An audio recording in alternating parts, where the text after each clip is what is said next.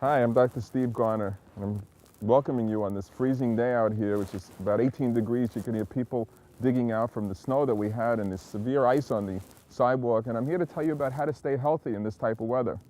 And one of the things that I'm not demonstrating properly is a hat, because you can lose up to 50% of the heat from your head and the back of your neck. You really want to keep this area covered. The other thing is the fingers become very vulnerable because there's one very limited blood supply to the fingers, and they're more susceptible to gangrene. Mittens seems to be the best thing because when you wear mittens as opposed to gloves, your fingers touch one another and they maintain a warmth. Now, there are people who have to be worried about this weather more than others, and that's the elderly and the very young children.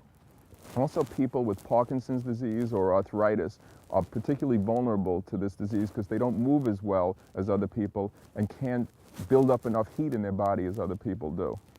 Now, people go out and they say, oh, I'm going to have a coffee and stay warm. That's really good. You don't want to take coffee because coffee has caffeine in it and can cause you to urinate, to lose fluid. And that hurts the body in its attempt to keep warm. So you want to stay away from caffeine and caffeine-related drinks. You don't want to drink any alcohol. Some people have a couple of beers. They figure, I'm going to shovel and have some beers. The alcohol is very detrimental because it limits the body's ability to maintain heat and also is a diuretic or causes you to urinate. The key is to dress in layers, which I'm sure everybody's heard about, not tight clothing, because you want the blood in the skin to be able to get everywhere, and if you wear tight clothing, it limits the flow of the blood throughout the body. The other thing is you want to limit your time outside. An hour is perhaps all that you could take, but if you get inside for 5 minutes into a warm spot, whether it's a mall or a shopping area or a store, this will allow the body to reset its clock and to maintain the heat that it needs.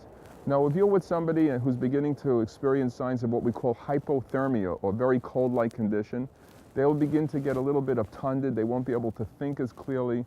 They'll have difficulty walking and eventually won't be able to speak to you.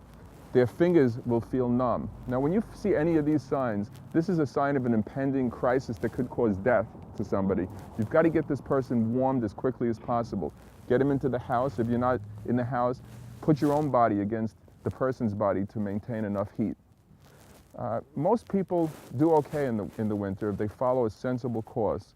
The other thing is, unlike most people would not assume that you need to put suntan lotion on in the winter. But actually the sun, and particularly when it radiates off of the ice, can cause you terrible burns. So you want to wear suntan lotion if you're going to be out skiing or shoveling or just outdoors for a prolonged period of time. So I hope that some of these tips are helpful to you and that you can enjoy the winter weather and not have health-associated problems.